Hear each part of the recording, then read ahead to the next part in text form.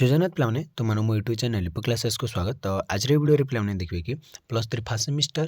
AC Odia ତ ଯାଇକି ଆମର କମ୍ପଲସରି ପେପର ତ ତାର ୟୁନିଟ୍ 2ର ଆମେ 1 ମାର୍କ ଏବଂ 2 ମାର୍କ ଆଜି ଆମେ ଦେଖିବା। ତ ପୂର୍ବରୁ ପିଲାମାନେ ୟୁନିଟ୍ 1ର ଆମେ ଦେଖିଥିଲେ ଯାଇକି ରହିଥିଲା ଆମର ଶବ୍ଦ ଏବଂ ରୂଢ଼ି ତ ସେ ବିଷୟରେ ଦେଖିଥିଲେ। ତ ମୁଁ ଭୁଲରେ ପିଲାମାନେ ସେଇଟା ୟୁନିଟ୍ 2 ବୋଲି କହିଥିଲି ଆମର ରୂଢ଼ିର ଯେଉଁ ପ୍ରୟୋଗ ବିଧିଟା। ତ ସେଇଟା ଆମର ୟୁନିଟ୍ 1ର ଚାପ୍ଟର 2 ଆଉ ୟୁନିଟ୍ 1ର ଚାପ୍ଟର 1 ହେଉଛି ଆମର କ'ଣ ନା ଶବ୍ଦ ଗଠନ বা শব্দ বিষয় নিয়ে যে রয়েছে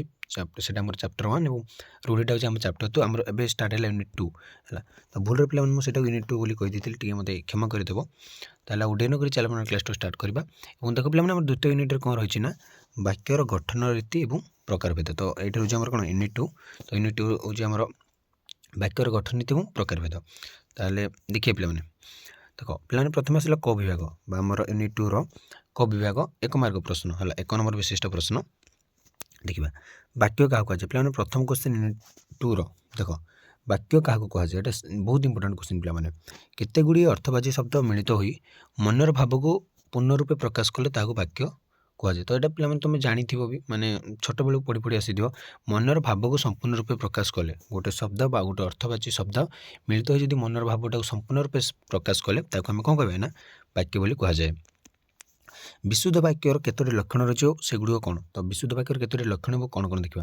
ना विशुद्ध वाक्यर 3 गोटे लक्षण रही सेगुड़ आकांक्षा योग्यता और आसक्ति। ये 3टा हूँ गोटे विशुद्ध बा गोटे शुद्ध वाक्यर लक्षण है। तो यहाँ मन रख शुद्ध वाक्यर लक्षण 3टी आकांक्षा योग्यता और आसक्ति। तो आकांक्षा आम क्या कहवा ना वाक्य मध्य गोटे पद अन्य पदर अपेक्षा रखे अन्य पद जदि अन्य पदर अपेक्षा रखे आम कह आकांक्षा। तो तुम समस्त जानी तो पे छोट छोट माने जो आकांक्षा आसक्ति योग्यता एगुड़ी तुम सब पढ़ी थो मैंने 10th आम जो ग्रामर थी तो सेटा थी आम फास्ट चैप्टर। तो कौन ना जदि वाक्य मध्य गोटे पद अन्य पदर अपेक्षा रखे आम कह कौन आकांक्षा। योग्यता क्या कहुए ना वाक्य मध्य पद मान परस्पर विरोधी न होगा एक प्रमुख लक्षण। ये लक्षण को योग्यता कहुए मैंने परस्पर विरोधी न होगा से गोटे लक्षण आम कह योग्यता। तो ये पॉइंट जाक पूरा बहुत इंपोर्टेंट पे आकांक्षा क्या कहुए योग्यता क्या कहुए बहुत इंपोर्टेंट। तो देखिए पे कौन ना 5 नंबर आसक्ति क्या कहुए देख देखिले आकांक्षा योग्यता और आसक्ति। तो ये आसक्ति देखा कौन ना वाक्य मध्य सठिक भाव में शब्द पर शब्द बसाइबार पद्धति को आसक्ति कहुए। मैंने जो शब्द संयोजना माने शब्दटा क्या कौ शब्द रही जो सजी रखा शब्दटा को सजेबार प्रणाली को पद्धति को आम कह आसक्ति। क्या नहीं वाक्य गठित होता है देखा वाक्य क्या नहीं गठित होता है साधारणतः कर्ता कर्म क्रिया। तो ये 3टी जिनस को लेकिन आम कौन वाक्य गठित होता है मन रख पे कर्ता कर्म क्रिया। वाक्यर आरंभ और शेष किए बसंती देखो वाक्यर आरंभ कर्ता और शेष समापिका क्रिया बसंती एटा मन रखी तो वाक्यर आरंभ किए कर्ता वाक्यर शेष समापिका क्रिया बसी था। तो वाक्य गठन केतोटी मौलिक अंश रही सेगुड़ कौन कौन। तो देखिए पे वाक्यर 2टी मौलिक अंश रही सेगुड़ है उद्देश्य और विधेय। तो ये 2टा हूँ वाक्यर कौन 2टी मौलिक अंश गोटे हूँ उद्देश्य और गोटे हूँ विधेय। तो कौन पे गोटे वाक्य लिखा तार किसी उद्देश्य थी ना पे तो से उद्देश्य और विधेय। तो उद्देश्य क्या कहवा ना जहाँ केन्द्र करी जहाँ संबंधी वाक्य कहुए उद्देश्य कहुए। जमती आम भिन्न प्रकार वाक्य देखुचे एग्जांपल देख मु काली कटक जीवी है जीवाटा से उद्देश्य रही किसी उद्देश्य थी जहाँ किसी केन्द्र करके आम रखुचे जीवाटा। तो आम क्या उद्देश्य आम उद्देश्य आम जा कटक जा। तो विधेय क्या कहते ना उद्देश्य संपर्क में जहाँ वाक्यर परवर्ती अंश कहुए विधेय बोली कहुए। से उद्देश्य को भित्ति करके वाक्यर जहाँ जो परवर्ती अंशटा को आम कह विधेय। गोटे सार्थक वाक्य को केतोटी दिगरु विभाजित करा जाए और सेगुड़ कौन गोटे सार्थक वाक्य बा गोटे विशुद्ध वाक्य को केतोटी दिगरु विभाजित करा जाए और कौन कौन ना 2टी दिगरु गोटे सार्थक वाक्य को 2टी दिगरु विभाजित करा जाए सेगुड़ है गठनात्मक विभागीकरण और गोटे अर्थ प्रकार्य भित्तिक विभागीकरण गोटे है गठनात्मक और गोटे अर्थ प्रकार्य भित्तिक विभागीकरण। तो 2 प्रकार भाग करा जाए। तो गठनात्मक दिगरु वाक्य को केते भाग व्यक्त करा जाए कौन कौन ना गठनात्मक दिगरु वाक्य को 3 भाग व्यक्त करा जाए सेगुड़ है सरल वाक्य यौगिक वाक्य और जटिल वाक्य गठन दृष्टि है 3 भाग सरल यौगिक जटिल। तो सरल वाक्य क्या कहुए ना गोटे मात्र समापिका क्रिया को नहीं वाक्य गठित होते सरल वाक्य कहुए। मैंने जो वाक्य गोटे मात्र समापिका क्रिया थी आम कह सरल वाक्य। तो योग्य वाक्य क्या कहवा ना 2 बा ततोधिक परस्पर निरपेक्ष सरल वाक्यर संयोग जो वाक्य गठित हुए योग्य वाक्य कहुए। मैंने 2टा सरल वाक्य जोड़ी थी यहाँ सब बहुत सहज पे किसी माने कौन डिफिकल्ट ना। तो दुईटा सरल वाक्य मिसिले से कौन योग्य वाक्य गठन होता है। आ गोटे मात्र समापी क्रिया थे आम कह सरल वाक्य ये भाव बहुत सहज सहज रही। तो जटिल वाक्य आम क्या कह परस्पर सापेक्ष दुई बा ततोधिक खंड वाक्यर मिलन जो वाक्य गठित हुए है दुई बा ततोधिक खंड वाक्यर मिलन में जो वाक्य गठित होता है आम कह जटिल वाक्य है। बुझिल योग्य वाक्य क्या बुझिल सरल देख सरल पुणी थर कहीदे पे बहुत इंपोर्टेंट सरल वाक्य मैंने गोटे मात्र समापी क्रिया थे आम कह सरल वाक्य आउ दुईटी सरल दुई बा ततोधिक है परस्पर निरपेक्ष सरल वाक्य जब मिसिले योग्य वाक्य कह दुई बा ततोधिक खंड वाक्य मिसिले कह आम जटिल वाक्य। तो अर्थगत प्रकाश दिगर वाक्य को केते प्रकार विभक्त कर कौन कौन देख अर्थगत प्रकाश अनुसार वाक्य को 6 गोटी दिगर विभक्त कर विवृत्ति सूचक वाक्य विस्मय सूचक वाक्य आदेश परामर्श सूचक वाक्य प्रश्न सूचक वाक्य नास्ति सूचक वाक्य और अस्थि सूचक वाक्य है अस्थिवाचक वाक्य है। तो ये बार आम 6 प्रकार रही। तो खंड वाक्य वाक्यांश क्या कहुए तो यहाँ अर्थगत दृष्टि आमर के प्राय 5 भाग माने कौन नियंती कौन विवृत्ति सूचक वाक्य विस्मय सूचक आदेश प्रश्न सूचक आ विस्मय सूचक ना सॉरी विस्मय सूचक नु गोटे आम रहा अनुरोध है आदेश गोटे आदेश गोटे अनुरोध गोटे दुईटा एमती भाग अच्छी बट ये 6 भाग कही बुक अनुଯାयी। तो खंड वाक्य वाक्यांश क्या कहुए देख वाक्य बुझा पड़ुता निर्दिष्ट अंश को निर्दिष्ट केतोटी पद सहती को आम कह खंड वाक्य वाक्यांश।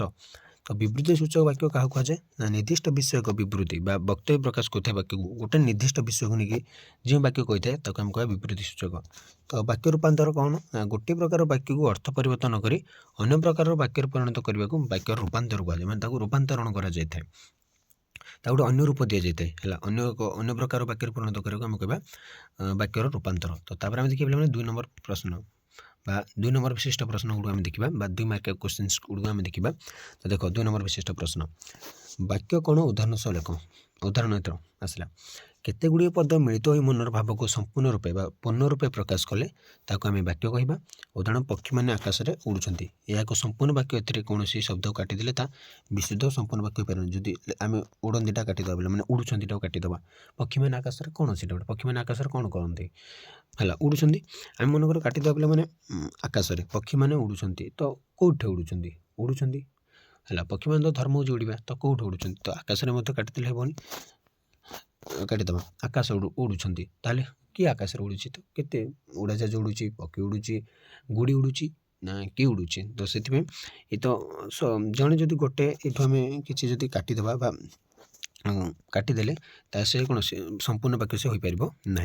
क्या नहीं वाक्य गठित होता है। देख साधारणतः कर्ता कर्म क्रिया को लेकिन आम कौन ना वाक्य गठित होता है यथा वर्षा आसिले चाष कार्य हुए ये वाक्य वर्षा आसिले हूँ कर्ता वर्षाटा हूँ कौन वर्षा आसिले हूँ कर्ता चाष कार्य हूँ कर्म आ क्रिया है कौन होबाटा हुए यहाँ हूँ क्रिया यहाँ हूँ कौन ना आमर कर्म देखिले। तो निम्न उदाहरण गुड़ी कहार भाव अच्छी देख पिलाटी खेलु खेलु है पहाड़टी आकाश उड़ुची व्यवहार करने मोबाइल पाठ पढ़ा बेले देख उदाहरण गुड़िक करे आकांक्षार अभाव अच्छी पिलाटी खेलु खेलु माने से आ गोटे पद को अनेक बसी जगी रही पिलाटी खेलु खेलु पड़गला कि से पिलाटी खेलु खेलु तले पड़गला तार किसी असुविधा होगा तो एमती किसी मिले पिलाटी खेलु खेलु पड़गला तले है तले पड़गला लिखिए तो तले पड़गला गोटे संपूर्ण वाक्य गला पिलाटी खेलु खेलु तले पड़गला आम टोटाल बुझीदेले। तो पहाड़ी आकाश उड़ू तार योग्यता ना पहाड़टी आकाश उड़ी पार कि पाने के ना से कौन पक्षी उड़ो ना तो पहाड़टी तार गोटे योग्यता ना माने पहाड़ योग्यता ना से आकाश उड़ू ताले गोटे पद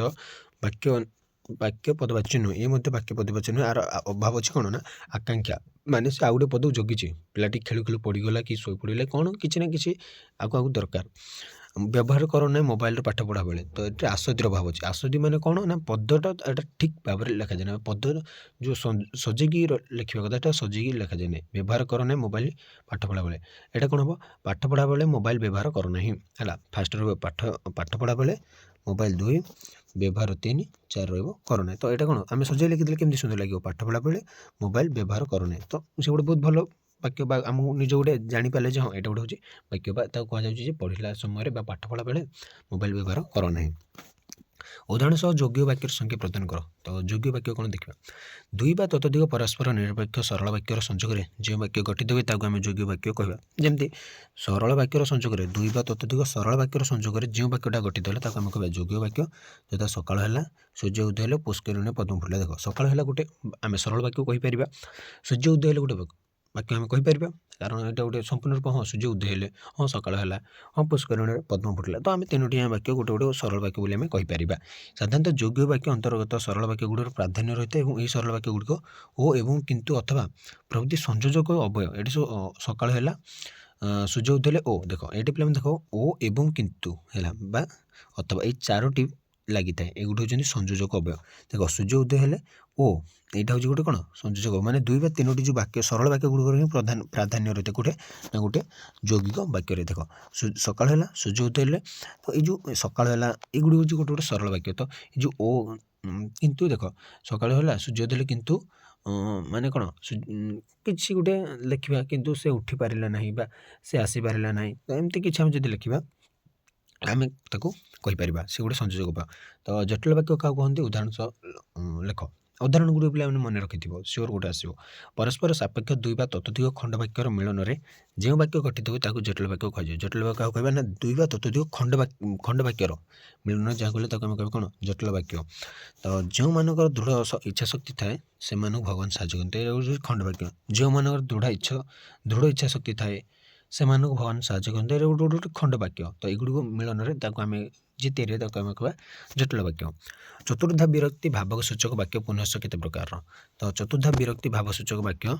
केते भागे ना दुई भाग विभक्त गोटे अस्थिवाचक वाक्य विधि सूचक और नास्तिवाचक वाक्य को निषेध सूचक वाक्य बोली कहुए तो छाड़ ये किसी इंपोर्टां नहीं बट ये मन रख पे पांचटी जो कहली तो वाक्यांश क्या कहते यहाँ बहुत इंपोर्टाट व्यक्ति तार भाव प्रकाश करने निमित्त प्रसंग और परिस्थिति को लक्ष्य रखी किसी छोट बड़ वाक्य प्रकाश करें है कि छोट बड़ वाक्य से प्रकाश करें प्रत्येक वाक्य जो सब एकाधिक अंश थाए गोटे गोटे वाक्यांश बोली कहुए है प्रत्येक वाक्य जो सब एकाधिक अंश रही है आम कह गोटे गोटे वाक्यांश देखले पे तो आम जाना 8 उपवाक्य बा आश्रित वाक्य क्या कहुए गोटे संपूर्ण वाक्य एकाधिक खंड वाक्य रही से गोटे प्रधान खंड वाक्य रही देख बहुत गुड़े खंड वाक्य रही खंड वाक्य मध्य गोटे प्रधान रही मुख्य रहा सहित अन्य अप्रधान खंड वाक्य रही था ये अप्रधान खंड वाक्य को उपवाक्य बा आश्रित वाक्य कहुए देख जो गोटे संपूर्ण वाक्य जो आम गोटे देखिए गोटे वाक्य एकाधिक खंड वाक्य जब रहा भर प्रधान जड़े रहा प्रधान खंड वाक्य जड़े से प्रधान खंड वाक्य छाड़ी आउ अन्य गुड़िक अप्रधान खंड वाक्य अटंते ये अप्रधान खंड वाक्य को उपवाक्य आम कह आश्रित वाक्य से प्रधान खंड वाक्यर आश्रय नहीं रही था उदाहरण सब अनुज्ञात्मक आदेशमूलक वाक्य क्या कहते लेख ना जहाँ वाक्य आदेश उपदेश अनुरोध कामना आशीर्वाद बा अनुमति भाव सूचित हुए ताको आम कह आदेश सूचक वाक्य बा अनुज्ञात्मक वाक्य जमती गुरुजन सेवा कर कौन दिहला तुमको उपदेश दिहला मत जावाक दिंतु तुम ये कौन कल तुम अनुरोध कल मत जावाक दिंतु तो युड़ी गला गोटे गोटे कौन ना आम कौन कह आदेशमूलक वाक्य विवृत्ति सूचक वाक्य क्या कहुए है विवृत्ति सूचक वाक्य क्या कहुए उदाहरण सह लेख जो वाक्य कौन विषय किसी वर्णना व बरण दी जाए विवरणात्मक विवृत्ति सूचक वाक्य कहुए जमी भागवत अनेक शिक्षणीय उपदेशात्मक कहानी रही तो यहाँ कौन भागवत गोटे कौन दि बेस गुरुत्व दि जाए तो यहाँ हूँ गोटे कौन ना विवरात्मक गोटे विवृत्ति सूचक वाक्य कहुई तो देखले पे मैंने यूनिट 2 1 मार्क और 2 मार्क तो यहाँ आम यूनिट 2 फास्ट चैप्टर है बुझे ना यूनिट 2 यहाँ फास्ट चैप्टर सेकेंड चैप्टर भी रही तो से पे रोचे तापर आम chapter sorry unit 2 fast chapter आम 5 मार्क करदे यूनिट 2 चैप्टर 2 को आम चली जावा तो से रोचे जय जगन्नाथ।